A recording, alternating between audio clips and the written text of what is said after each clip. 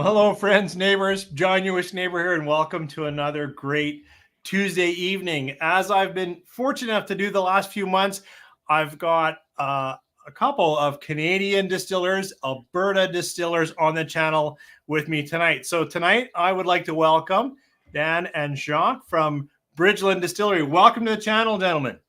Thanks so much. Hello. Hello. And I have to say right off the top, you've chosen a wonderful background. I wish I could be there because no doubt I'd be able to smell the aromas and maybe get a sense of what the angels are taking out of those casks.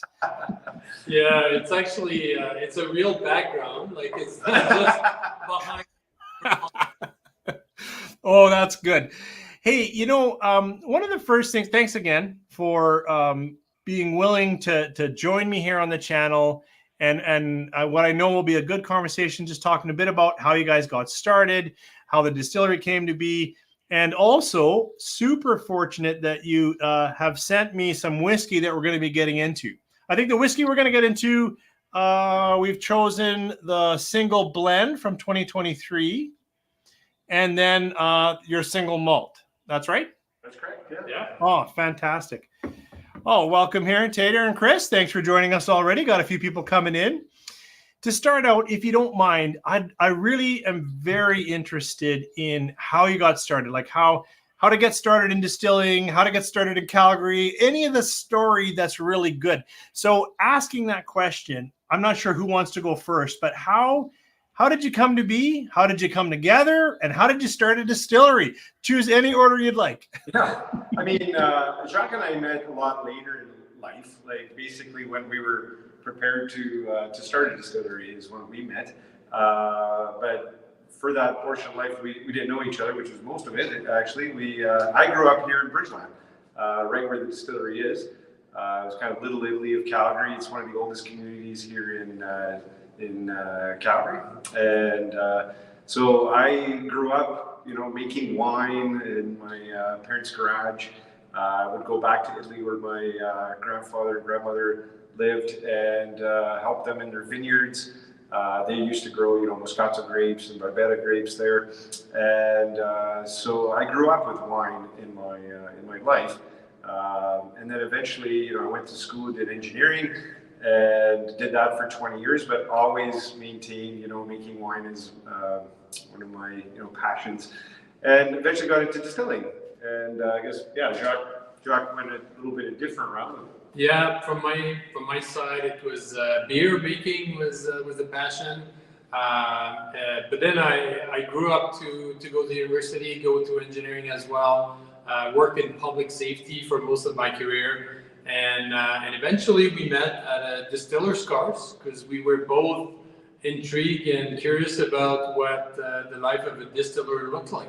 So in 2016 we met in Kelowna, BC, at a working distillery that they were putting a week-long seminar to people who wanted to know about the industry, the legal framework, the marketing aspect, the regulation in each provinces, and so on. So we spent the week side by side and comparing notes, and realized we had the same value, wanted the same goal out of this next venture, and started having breakfast to draft the business plan. Drinking lots of whiskey and brandy and grappa, that kind of thing. So. Oh, can't hear you there. Background in winemaking and beer making, and then coming together. Did you say in the Okanagan? Like, was that in BC? Yeah. So we went to it was Urban Distillery at the time that were putting a week-long distillation course, and that's where we met, and we attended the week-long seminar.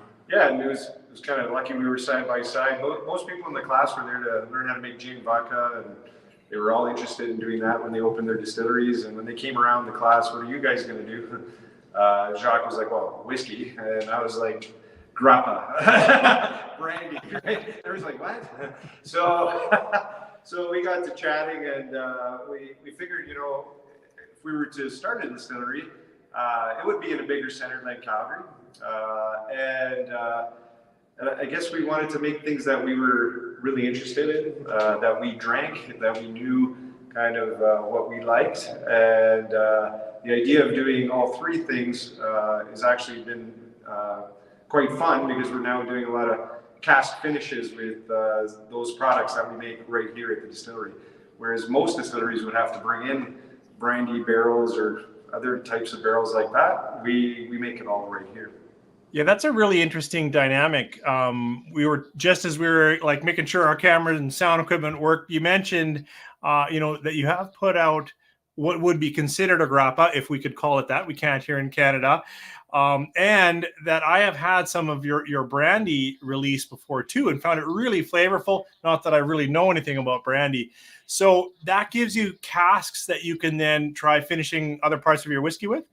Yeah, exactly. And I mean, even last year we decided to make our own port, so we could do port finishes, because obviously we make wine.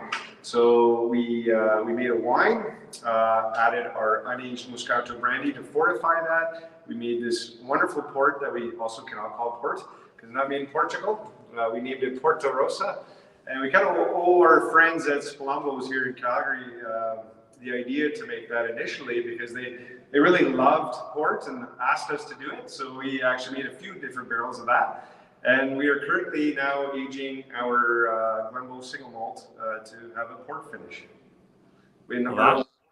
So That's awesome. So,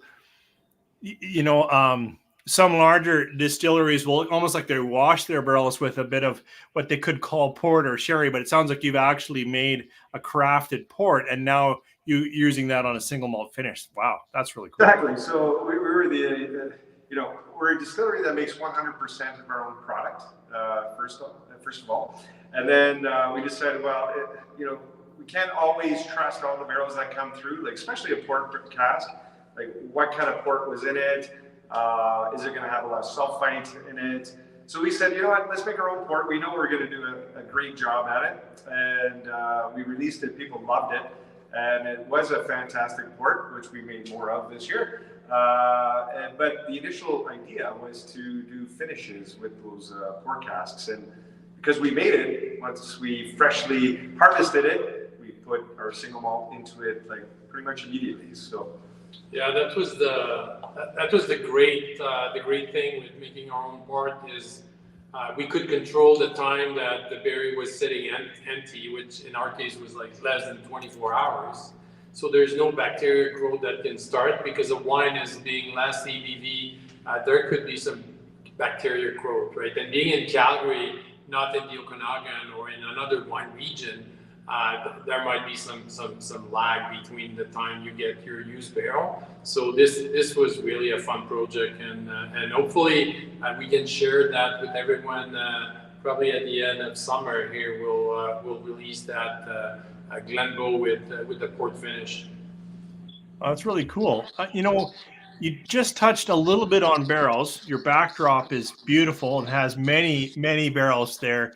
I'm just going to ask a little bit about your barrel journey. Do you have a cooper that's working with you?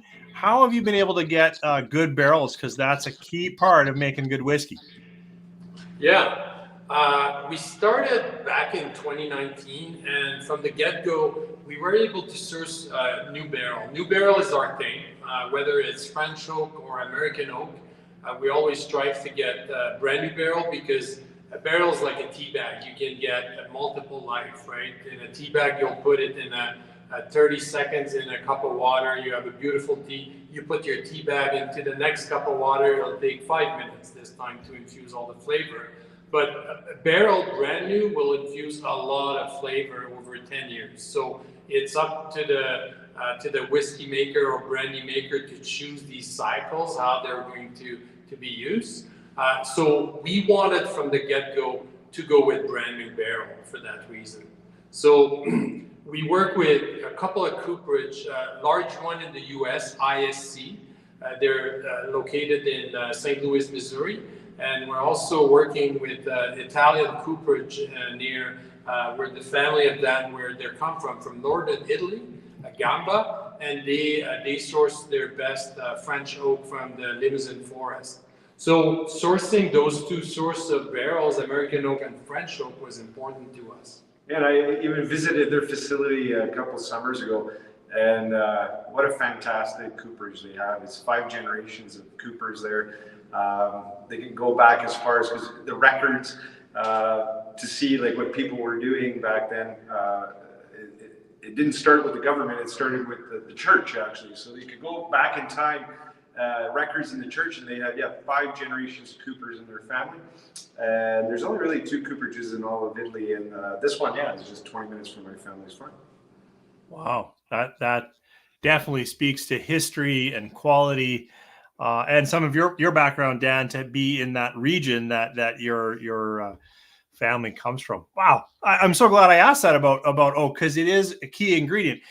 Later on, I'm going to ask a question a bit about grain as well, because I saw on your website that Montage looked like Red Shed, and I want to know more how that's going with you guys, because they're looks like great local folk. But I do want to start talking a little bit about one of these whiskeys, and so I think I'd like to start with this single blend. So I'm going to open it up. And maybe while I'm opening it up, you guys can talk a little bit. This is the 2023 single blend. You guys? Yeah. So our idea, so this was not the first whiskey we released. This was probably the second or third. We have released a single malt already that we will taste next.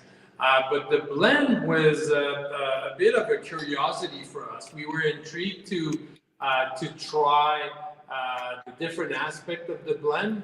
A couple of things came to mind as example for us, like Johnny Walker Blue Label, Ibiki, AO, some great blend coming from Compass Box in Scotland. So we had these example in mind. We got to meet when you have a distillery, you get to meet with the retailer side of it. So we got to meet with Andrew at Kensington Wine Market.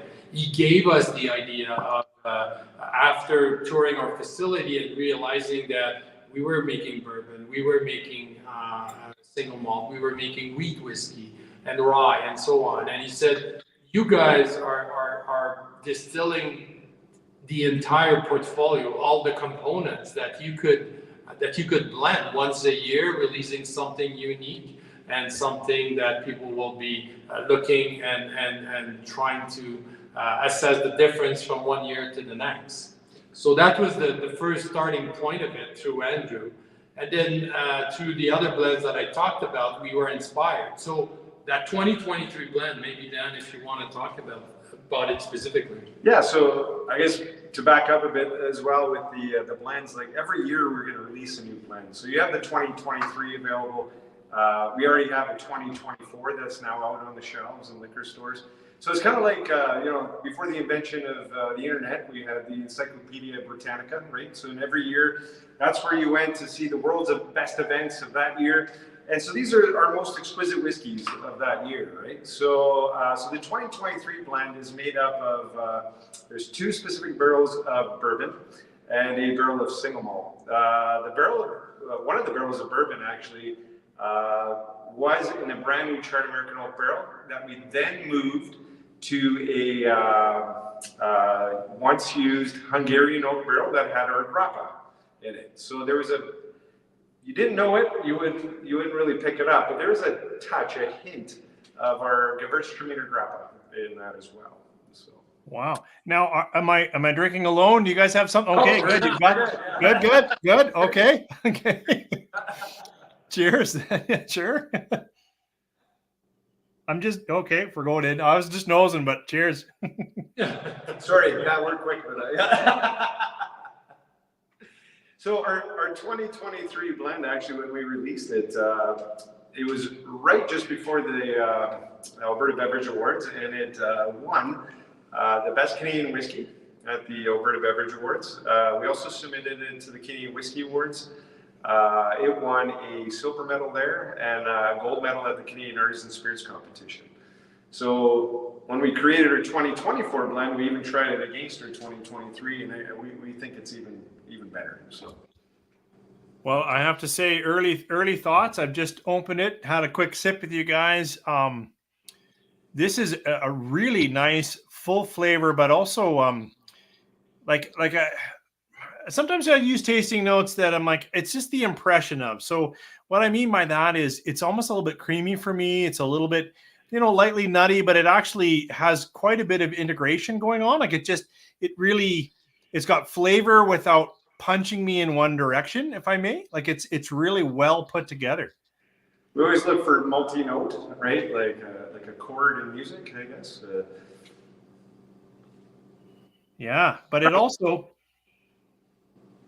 Now, you said you had Hungarian oak, new oak, and you had something that had your grappa in it. Sorry, was that what was going on? That was the Hungarian oak barrel. Oh, that was the Hungarian. That was our bourbon. That was in that. Was finishing in that one. And then we had a single malt whiskey that was in, a brand new charred American oak barrel, which is different for single malt. But that's what we did initially for the first year and a half.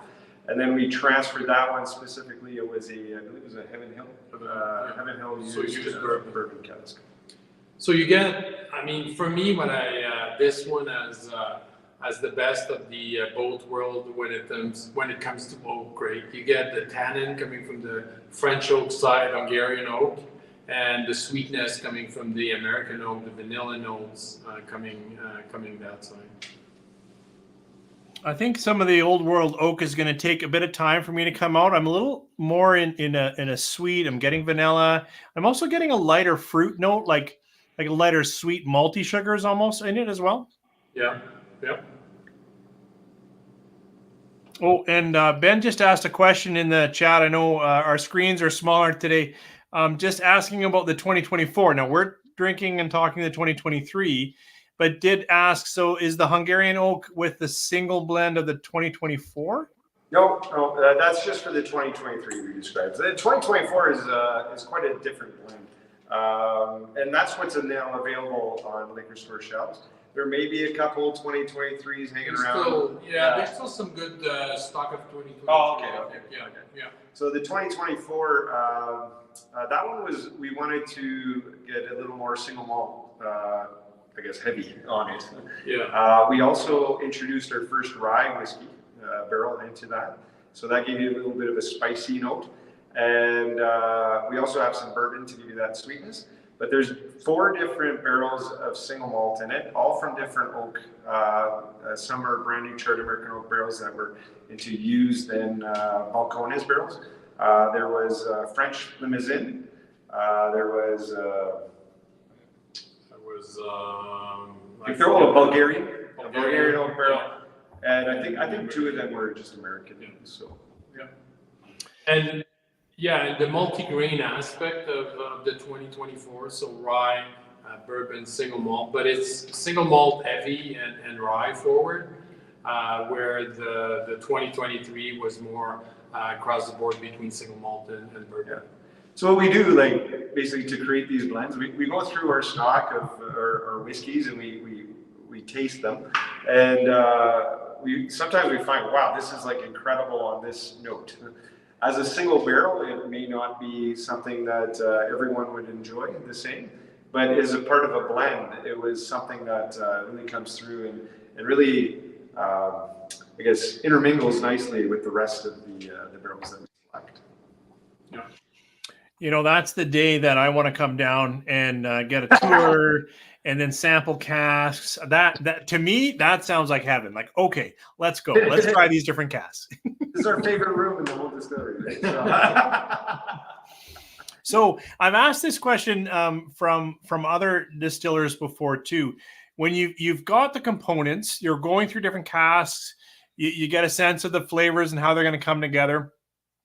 How do you decide also then, like it's a very specific percentage, 43.5%. Do you go down 1% at a time from a certain level? How do you know that's the way it should be presented? Yeah, so proofing is important, right? Of either blending whiskey, but also in a single batch of single malt or bourbon, you want to pull your barrels together and then you blend that batch, right? First of all. Then the next step is starting the proofing. And in our case, what we do is a very, very slow proofing. So what that means is over 200 liter of these casks, imagine that we would just add 1 or 2 liters of water a day, right? Because keep in mind that when we harvest those casks, they're around 60%, and typically we would aim for the mid 40s. Now, during those months, because it's really a multi-month process, we're going to assess where it trends. We're going to try to fast forward by adding more water to see where it would go. And we're, like you said, we're trying to assess every single degrees of ABV. And eventually the 0.1 and the 0.2 and the 0.3 comes at the end, right? When we have narrowed it down that, well, it seems like this one will taste better at 44. There's notes that comes forward, whether it's on the fruit side, on the sweetness side, and so on. And then at the end, we're really picky about, okay, let's try it again at 41, 40.1, 0.2, 0.3, and always pick where we get the most intense experience.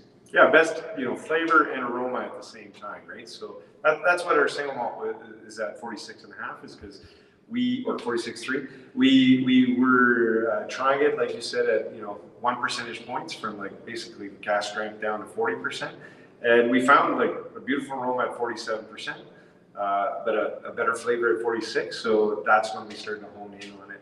Our single pot still whiskey that we just released a month ago, our Innisfail whiskey. I mean, it's down at the lowest proof we've ever done. It's at 40.6%, but that's because it just kept getting fruitier and fruitier the lower we got. So every cask is different, every product is different. Generally speaking, now our single malts, we tend to like them in that 46. This single blends in that 43, 44. But yeah, we check every one.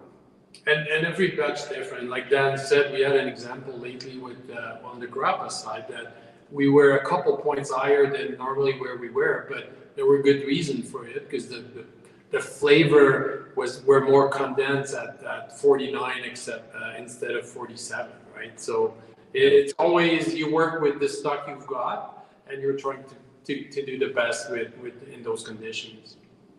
That's awesome. I love hearing the time that must take, because that again speaks to your craft. And in our conversation about your histories, your coming together, your curation of oaks and casks, clearly you guys are in the craft whiskey business. Talk to me just a little bit about grains, because you mentioned, when you said it's your bourbon, of course, can't say bourbon. Had that little side conversation earlier, but when you say bourbon, I just want to clarify: are you saying like a mash bill product, like where it's high corn, but you maybe have some barley or rye in it, and you actually mash them together? That's all fermented and whatnot. That's when you say bourbon, you're making whiskey that way. Yeah. So we, as opposed, most of the Canadian whiskeys is mash and distill and aged by grain, right? You would have a batch of wheat, a batch of rye, a batch of corn whiskey. In our case, we were following more the North American on the U.S. side tradition of multi-grain mashing, just like in Ireland as well. They're using these multi-grain mashing tradition. So bourbon, as you know, it's a majority of corn. So we're using 60% of the beautiful corn from Tabor, and we're using 32% of barley. So it's heavy on the barley side, and we use a touch of wheat, 8%. So it's a wheated bourbon. We don't use rye in our bourbon. Yeah, we like the softness of the wheat, and it was just our preference, and that's why we went with wheat instead of rye.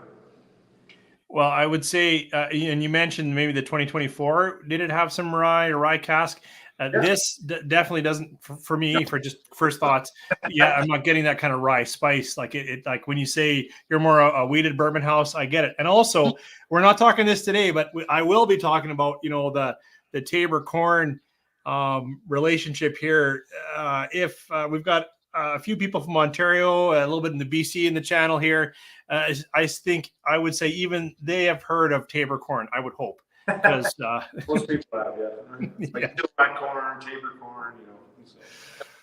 That's fantastic. So I still want to say this blend to me is leaning a little brighter, a little lighter, sweet, fruity, and I'm going to come back to that cream and well blend. It's not hugging down the chest. It's not burning me out anywhere. It actually is very approachable, and I could see why with those nice flavors and that approachability that it's won a few judges' hearts. So I hope people tuning in the channel. Oh, I should ask this. Do you guys ship across the country? Because again, my channel kind of hits a lot of Ontario, BC, and outside of Alberta, and I always get asked that. If we go to your website, can we order it from Ontario? You can. Yes. You can. There might be a glitch where you can enter all provinces. So yes, we ship everywhere. Oh, that's fantastic. So we've talked a little bit about the blend. We can come back to it again. But I wouldn't mind talking about, you said you had this out before you did blends. This is the Glenbow Canadian single malt, right? Our first whiskey we released. This will be I guess the third vintage that we released. The first two were from 2019. This is 2020. So single malt, as you know, it's a bit of the holy grail of the whiskey world. So that's from day one when we start producing whiskey in 2019. I think our first batch were bourbon, and then the next week we started right away single malt. We use the grain from one field coming from the Annual Farm, the guys behind Red Shed Malting. So all the grain in that whiskey comes from one quarter section in near Red Deer there. Yeah, we actually even list the quarter section right on the ball. Yeah, it's the northeast, number 4, 37-27, the west one, 4M. So if you're a geek on locating your quarter section, you go to that address. That's where all the grain coming in that single malt come from. So like I said, 2019 from the get-go, we started owning in on the single malt.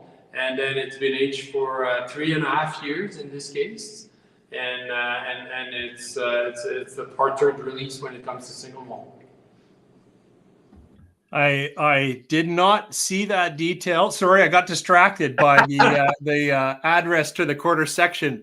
That's phenomenal. That reminds me of Waterford in Ireland, where they're talking about terroir and whiskey and really hyper local. This specific farm. This is what we're getting. I love that. I love that attention to local details. So very, very cool. Gold medal and merit in terroir at the Canadian and Spirits Conference. That's correct. Yeah. We. I mean, as you know, terroir in whiskey, there's a lot of debate as to where it comes from. What's the biggest influence? I think we believe that yes, the grain is probably the biggest influence, but the climate, right? The climate of Calgary to raise whiskey, to age whiskey, with its constant atmospheric pressure change with the Chinook wind, the dry climate.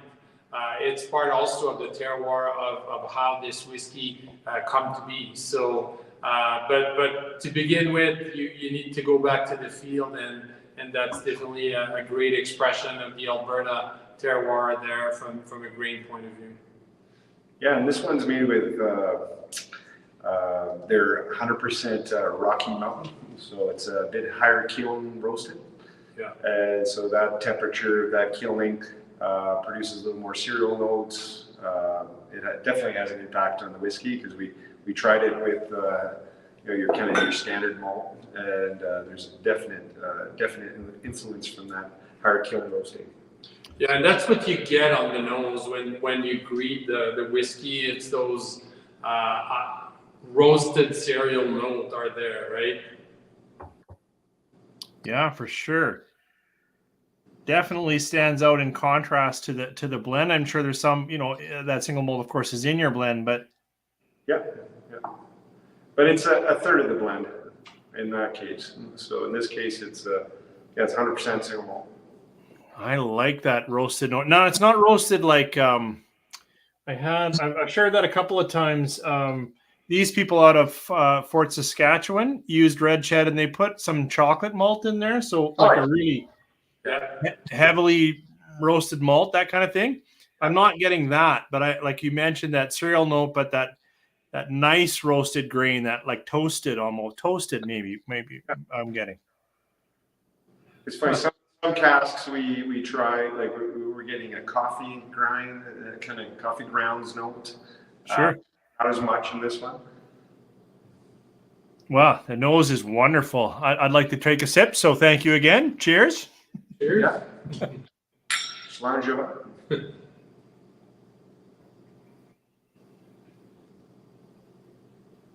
Oh, that is good. That is I really love all whiskey. So what I was about to say was not true, but I am drawn to single malts. I have more single malts on my shelf than anything else. That's just a little bit of where my palate, like, you know, it's always a personal taste. Like when we're trying this out together and we're sipping, we're nosing. When you've taken the time you guys have, when you've put it into craft, you're proofing it just the way you want it, it comes off as a good whiskey. Now, whether it's going to be, you know, my favorite whiskey or my friend's favorite whiskey does come down a little bit to profile and taste. Like, do you know what I mean? Like, it comes off, this is solid. This is a great single malt. But I often get into trouble if I recommend too highly and then someone comes on the channel and goes, I didn't like that at all. I'm like, well, no, we don't like the same food, but you can tell it's good food, you know. We figure we're consumers too, so if we love it, others will, right? So, I mean, when it comes to scotches, we were drawn and attracted to flavor profile similar that you will find from Speyside, the islands, right? Things like distillery like Glenmorangie produce, right? And we try to understand where the flavor we're coming from, right? And early on in the process, when you start visiting distillery, you pay attention to what the tour guide talks about, like the little points, like and especially in Glenmorangie, they're always talking about their tallest still in Scotland, and it creates a lot of reflux.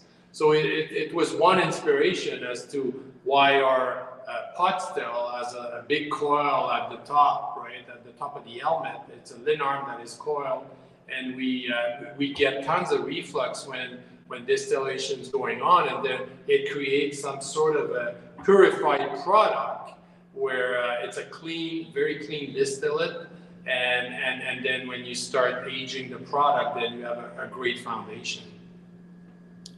So you have, I really have to visit you, but so your line arm creates a little extra reflux or good reflux by having a coil to it? Yeah. So if you uncoiled it, it would be considered the tallest still here in Alberta. Okay. Or the longest line arm, right? Yeah. So, but it was something that if you tasted some expression of Glenmorangie, like the Cat Bowl edition, it's more cereal forward, grain forward. There's similarities. We're not trying to emulate and just copy Glenmorangie, but it's something that inspired us when it came to having the right equipment, right? I want to say that when you talk about cereal forward or roast notes coming in on the nose, and then a lighter spirit, lots of reflux, so not even a whisper of any kind of sulfury notes, that kind of thing. It's a really clean spirit. I have sometimes said it would be distillate forward, but then when I say that, sometimes people think it's very young. By that I mean there's a lot of high alcohols or those kinds of things, and I'm not getting that here. Do you share a rough idea of age? I mean, age is just one factor. There's no age on here, but do you try to hang on to your barrels just till they're perfect, or till 5 years, till 4? Well, we can't wait till they're 20 years old, but yeah, I mean, we're a 5-year-old distillery now, but I mean, we recognize that we're not making gin, we're not making vodka. This is it, right? So when it comes of age, when we can finally start selling something, because we're going to have to start selling something, like, or else we're going to have to close the doors here. But a 3-year-old whiskey to us had to be fantastic. And so that starts with our barrel program as well, right? So we invested a lot of money into brand new casks in order so that this doesn't taste that it's only 3 years old. So typically we'll go to a tasting, and unless they ask right away what the age is, of course we'll tell them. But I usually keep that to the end to get their impression, because most people don't see this as a 3.5-year-old whiskey. They think of it as something much older. Even myself, I got fooled. Jacques came in one day, said, "Here, try this," and I said, "Yeah, that's our Glenbow single malt." And he goes, "No, that's so it's 10-year-old, blah blah blah," right? So, and I think you mentioned it earlier, right? Like age, especially in Scotch drinking, is important. That number on the front of the bottle is so important, right? Because it will drive your impression based on your what you know of 15-year-old, 18-year-old, and so on. But we wanted really to create the best expression we can after 4 or 5-year-old. We want it to be there, right, with a lot of flavor, a lot of harmony, and a lot of balance. So and it goes through, I mean, a bit of a tight management on the barrels, i.e. knowing when you leave them in the brand new oak, is it another month and a half, and then you put it into older casks where they can oxidize and marrying their flavor, acquire the fruitiness, drop the oakiness, things like that. So, and you trying to get this thought out. I feel a little bit that careful cask management is also, like you're describing it, and I'm tasting it here in the sense. I think it would be very hard to get this much flavor and balance if it was all used oak. Now, maybe if it was first fill and really good cask, you could still get some of that. But I appreciate that you haven't over oaked it. Like, I don't mean that like a bourbon, where it's just almost aggressive new oak. But you've taken some of the characteristics you get off new oak. And then, as you said, oxidized it, matured it in what I'm thinking is a reused an ex-bourbon cask or something like that. Correct, and now we're actually using our own Taber corn bourbon whiskey casks, right, to finish our single malt whiskeys in now. So, which is pretty cool, that because we're making bourbon and our single malt's going in our ex-bourbon casks, right? So, and that was always kind of the plan. Initially, it wasn't, because we didn't have any casks to harvest. So we went to casks that we liked, the distilleries we loved. One, Jacques, was down at Balcones in Texas. And they're the other distillery that has that coil above their pot still. So there's 2 like it in the world. One is at Balcones, one is here. So earlier it said you're the Glenmorangie of Alberta, and now you're the Balcones of Alberta. You can do whatever we want, right? And I mean, you're looking at quality places, looking at their approaches. It's your own approach, but you've seen some elements in different places that resonate with what you're doing. Yeah, we talk about all the time, like we want to make things traditional, right? Like, so how they've done it. So we don't play with like, this, we made a bourbon that has 20% corn in it. No, we're not doing that. We're following those kind of rules. But we can do things differently. For example, with our bourbon, we lauter. We don't ferment and distill on the grain. So we lauter our bourbon mash. It's not typical in the bourbon you get out of the US. So we've been there. We've gone to like Maker's Mark and Buffalo Trace and all those guys, and we've tried their products. We love their products. They're 6-7 years old. Product going in the barrel is not as sweet and flavorful as ours. Hence why we can release some of our products within 1 year, 2 and 3, right? So like our best-selling product is our 1-year-old Taber corn bourbon, and it's quite fruity. It's sweet. It's really wonderful product after 1 year. Yeah, and I really am looking forward to very much talking about the evolution. Why don't we talk just briefly about, we were talking bourbon, but here we have a journey of Taber corn whiskey and Taber corn bourbon. Can you just share a little bit about what's the journey behind the different naming of these 2 bottles? How did we get here? Yeah. So as you know, bourbon in the U.S., they don't have a minimum age requirement, right? So there's 4 or 5 rules making bourbon, but the aging duration is not one of them. So along those lines, a lot of bourbon that you will find on our shelves are 2 to 3 years. They're not all 3 years because they're not whiskey as per the Canadian definition of it. So we quite early, and because Dan alluded to it, we lauter the grain. That means we're rinsing all the sugar with the water. We're not bringing the grain during fermentation. As an outcome, there's no off flavor developing during fermentation coming from the husk of the grain. So it's a very clean bourbon to begin with when we put it in the cask. And therefore, we realized after 9 months, the full color was already there when you use a brand new virgin barrel. And after 12 months, because of the process we're using, i.e. not imparting off flavor, there was fruitiness and it's ready for prime. As long as you're not promising people that it's a whiskey, right, and which we've never put on our label, but it's our table corn bourbon, the 1 year old. And we decided, because as the distillery was moving forward and we were getting 2 years old and 3 years old, and we decided to keep moving and always releasing that product after a year in the cask. Now come the next step of how the whiskey came to be. Yeah, so I mean, we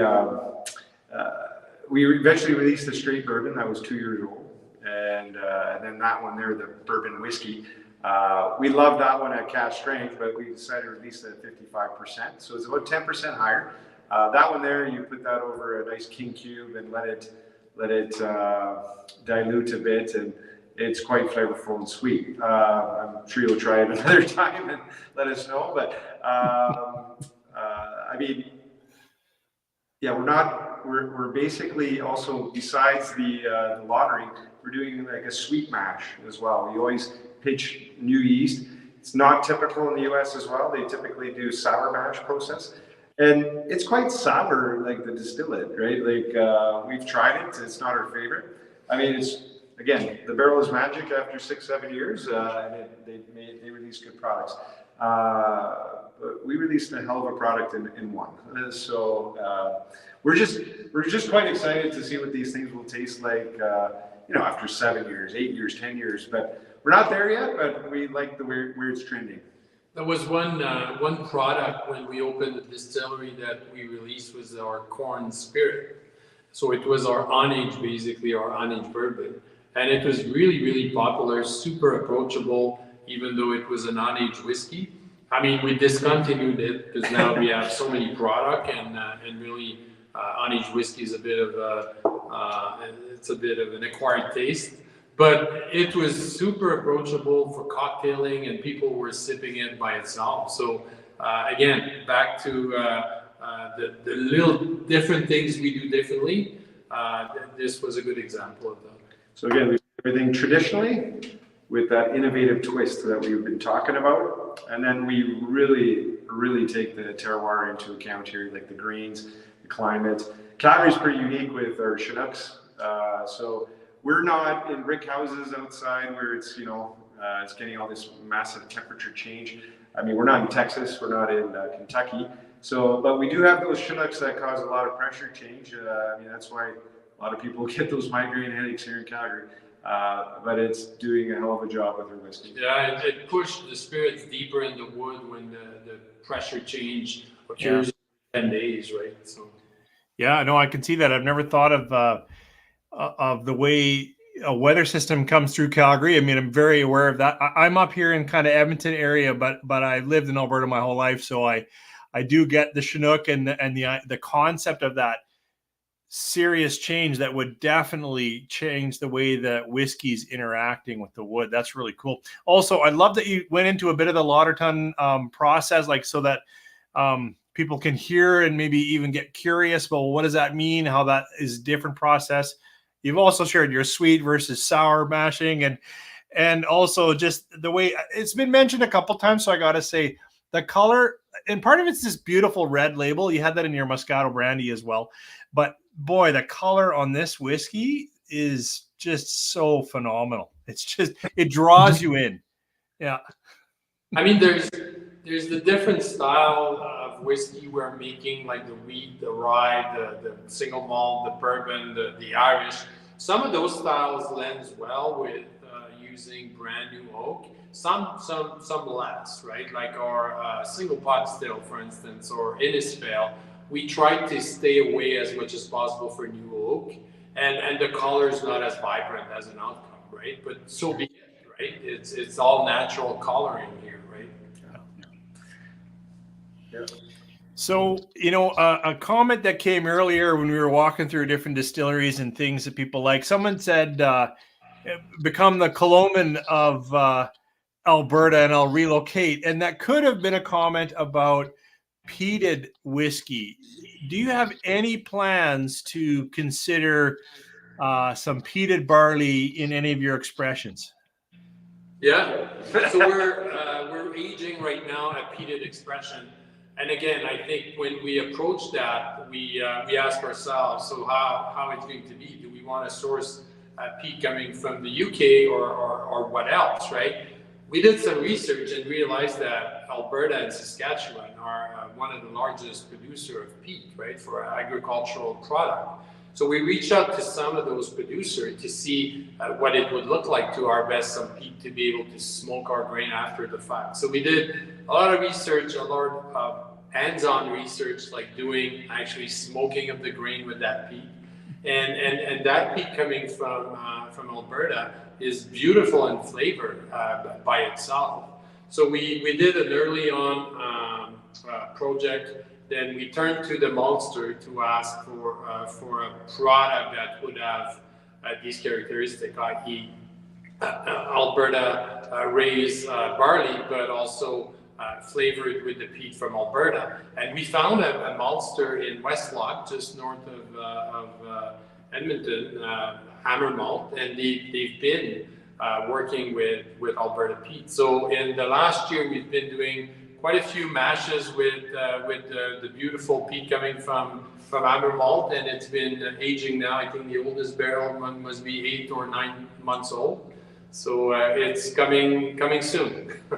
Our first ones are almost 3 years old, but they're not as peaty as we wish. They were our try at peat smoking the barley yourself. Yeah. So it was a lot of fun. Well, I'm glad that you're working with another local Alberta. Westlock's like really close to where I am. I'm like more in St. Albert, like so I absolutely know the area you're talking about. So that's really, really cool. And really cool to know it's resting somewhere, and one day maybe we'll be able to get our hands on that. So that's really great. What else could I ask that you'd want to share with the group here? We've talked about, we started with the blend and how that changes every year depending on how the barrels are coming of age for you. And so that'll be like maybe an annual or a year release is kind of what I'm hearing. The 2003, 2004 did the single malt. Then we've talked a bit about your bourbons or corn whiskeys. Now, Pete, what else? What else could we think? What do you want to share with us? Yeah, I mean, we did a very first release of our wheat whiskey last year, and so we've been making wheat whiskey, and we weren't sure if there was a really great market for it. Like, we like wheat whiskey. Then we saw our friends at Wildlife. They actually released a wheat whiskey. We were super excited for that. That was their first whiskey they released, and we loved it. And so what we did is actually we wanted to first age it in a brand new Chartered American oak barrel that we did, and we eventually harvested a Moscato brandy barrel, and we said let's move that wheat into there. We don't want it to be over oaked.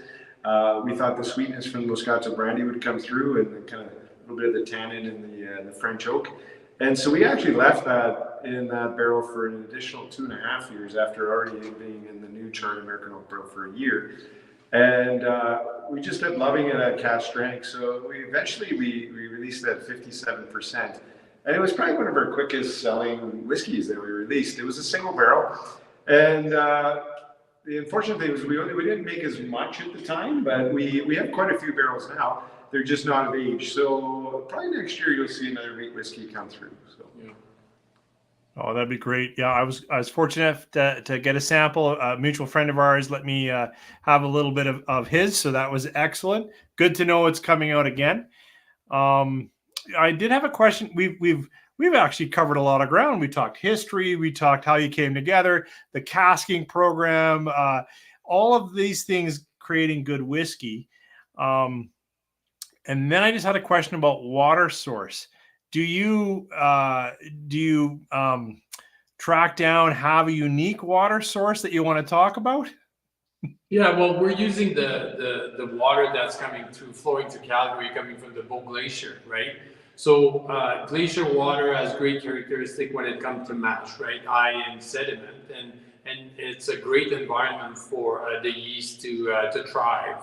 So basically, we get the water from Calgary, city water, and it's just filtered through to get remove of the chlorine, and we're using it in mashing. Now that's for mashing, that's phenomenal water, comparable to when you do the chemical analysis to all the sources of bourbon maker in Kentucky or Edinburgh or Scotland water.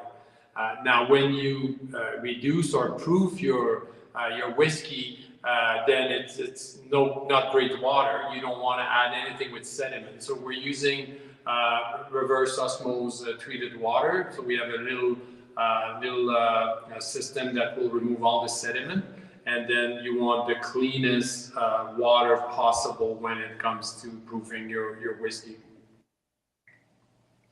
Well, thanks for sharing that. I like to try to honor questions as they come in on the chat as well, because I feel we've been sharing a conversation. It's been good to be able to see you, taste a bit about your whiskey, learn a bit more. And then it's been really kind that a number of us have joined us here online, and then they'll catch it on the replay as well. I just want to thank you both, Dan and Jacques, for joining me here, for sending me some of these to try. As I indicated, or maybe I didn't, I don't know if I did it here live, but I'll just share with you guys. I love opening together with you, but I want to hear your thoughts, your impressions. I would like to revisit them and share, okay, now I've had it a couple of times at different times a day, and maybe I have a few more thoughts to share on the whiskey. So I'll bring that back to the channel later. Okay. Yeah, I suppose that wasn't a question. It was just a statement. I'm sorry. And it was asked, sorry, Neil, is it available in BC stores? So earlier I asked if you guys ship across the country. You did say you can. What about just availability? Going into our favorite liquor stores, is it in any other provinces right now? We're currently not in any other province outside of Alberta. We think that'll change eventually here, but we thought we wanted to make sure we do a good job with Alberta first. So Calgary's been very nice to us. We're starting to get more traction, obviously, in Edmonton. So Edmonton's very important to us as well. We obviously have a big fan base in Taber, Alberta, down in Lethbridge and those places, right? Red Deer's been great. We even go as far as Jasper. We're in St. Paul, Alberta, and those places. Yeah. So haven't really hit Fort McMurray yet because we do a lot of direct delivery right now. We're not through Liquid Connect. So most of our products are found on the shelves because we actually physically deliver there. So.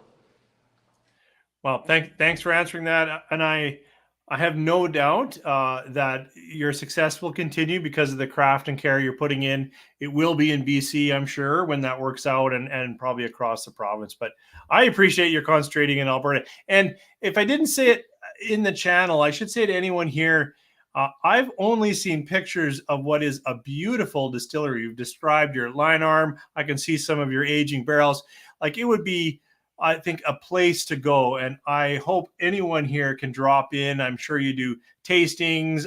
Do you do tours as well, or no? Yeah, we absolutely do tours. We're part of something called the Artisans Network, Musée, and we actually, the Canadian Artisan Spirits competition, we actually won best tasting room experience in all of Canada. So yeah, absolutely, book your tour. We have tours that you can book online on our website. We typically do them every Friday, Saturday, and Sunday afternoons. That doesn't work out for someone. Most people just email us and ask, hey, can I come by on a Wednesday? Yeah, we're mashing if you don't mind. But yeah, absolutely. So. Oh, that's fantastic. Yeah, looks like a place I absolutely have to visit, and soon.